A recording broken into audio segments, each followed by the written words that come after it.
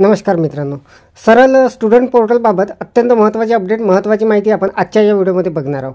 तर मित्रांनो, सध्या स्टुडंट पोर्टलवर आपल्याला विद्यार्थी आधार संदर्भात अत्यंत महत्त्वाच्या काही प्रक्रिया करायच्या आहे, महत्त्वाची कामे करायची आहे। तर मित्रांनो, तिथे आता सगळ्यात महत्त्वाचं काम म्हणजे स्टुडंट आधार व्हॅलिडेशन प्रोसेस जे आहे ते आपल्याला करून घ्यायची आहे।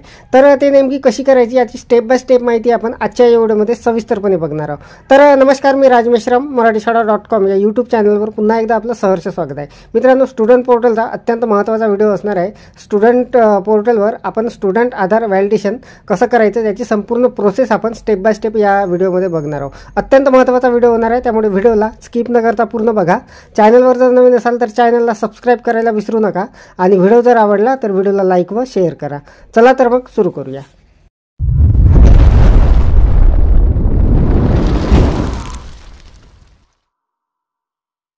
तर मित्रांनो, स्टुडंट पोर्टलवरील जे व्हॅलिडेशनची प्रोसेस आहे आधार व्हॅलिडेशनची, ते आपण एका PDF सहाय्याने पाहणार आहोत आणि लगेचच पुढच्या व्हिडिओमध्ये प्रत्यक्ष पोर्टलवर आपण ती प्रोसेस कशी करायची हे सुद्धा मी आपल्याला लाईव्ह डेमो दाखवणार आहे। तर बघा, स्टुडंट आधार व्हॅलिडेशन प्रोसेस अनप्रोसिड स्टुडंट।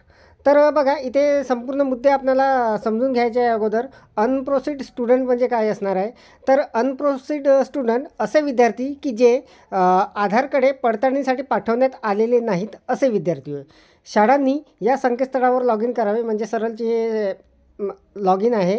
त्यानंतर लॉग इन केल्यानंतर आपल्याला जो पाथ आहे त्या पाथने जायचं आहे। तर बघा, सगळ्यात अगोदर रिपोर्टमधून स्टेटसमधून आधार स्टेटसवर क्लिक केल्यानंतर खालीलप्रमाणे स्क्रीन दिसेल। तर मित्रांनो, तिथे आपल्याला अशा पद्धतीची स्क्रीन दिसणार आहे स्टुडंट पोर्टलवर। आणि त्यानंतर आपल्याला काय करायचं आहे, खाली प्रत्यक्ष तिथे माहिती दिलेली आहे, ते आता आपण पाहू। तर बघा, त्याखालील अनप्रोसिड स्टुडंट यामध्ये असलेल्या विद्यार्थ्याच्या बाबतीत व्हॅलिड करण्याची कार्यवाही खालीलप्रमाणे करण्यात यावी। अनप्रोसिड स्टुडंट याखाली एकूण संख्या दिलेली आहे, ती संख्या निहाय पाहण्यासाठी UDICE कोडवर क्लिक करावी। त्यानंतर ज्या येथेमध्ये अनप्रोसिड स्टुडंट विद्यार्थी संख्या दिसत असेल त्या संख्येवर क्लिक करावे। त्यानंतर आलेल्या विद्यार्थ्याच्या यादीमधील समोरील स्टुडंट ID कॉपी करावी। त्यानंतर स्टुडंट एंट्री या मेनूमधील अपडेट स्टुडंट डिटेल्स यावर क्लिक करावे। त्यानंतर आलेल्या विद्यार्थी संख्येच्या यादीतील विद्यार्थी शोधण्यापूर्वी कॉपी केलेला स्टुडंट ID सर्चवर स्टुडंट ID पेस्ट करावा। त्यानंतर यादीतील काम करायच्या अनप्रोसिड स्टुडंट समोर आलेला दिसेल, त्याच्या नावाच्या शेवटच्या रकान्यात व्हॅलिडेट किंवा असे दिसेल। व्हॅलिडेट असे आलेले असेल तर त्यावर क्लिक करावे।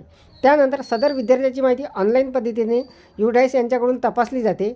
काही 1 ते 3 मिनिटच्या कालावधीनंतर विद्यार्थ्याची नोंद असलेली माहिती योग्य जुळत असल्याचे दिसून आल्यास सदर अनप्रोसिड स्टुडंटचे नाव त्यातून कमी होऊन व्हॅलिडच्या यादीमध्ये दिसेल। किंवा विद्यार्थ्याची नोंद असलेली माहिती अयोग्य जुळत असल्याचे दिसून आल्यास सदर अनप्रोसिड स्टुडंटचे नाव त्यातून कमी होऊन इनव्हॅलिडच्या यादीमध्ये दिसेल। किंवा यादीतील काम करायचा अनप्रोसिड स्टुडंट समोरील आलेला दिसेल, त्याच्या नावाच्या शेवटच्या रकान्यात असे दिसेल।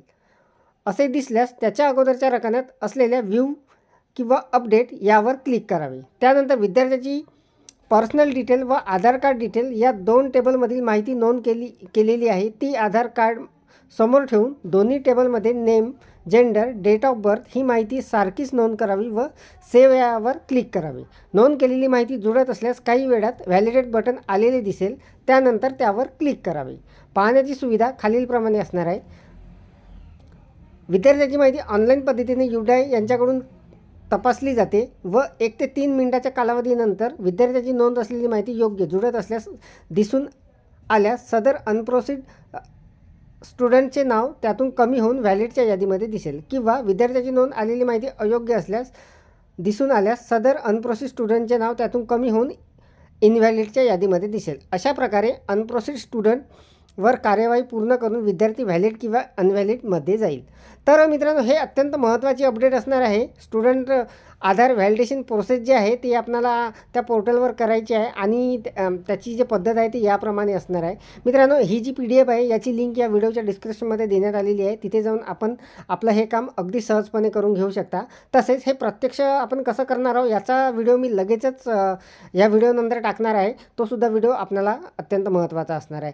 तर मित्रांनो, मित्रांनो, या व्हिडिओमध्ये एवढंच. व्हिडिओ जर आवडलेला असेल तर व्हिडिओला लाईक करा, शेअर करा आणि माझ्या मराठीशाळा.com या यूट्यूब चॅनलवर जर नवीन असाल तर चॅनलला सबस्क्राईब करायला विसरू नका. पुन्हा भेटू असाच एका नवीन माहितीसह नवीन व्हिडिओमध्ये. तोपर्यंत धन्यवाद.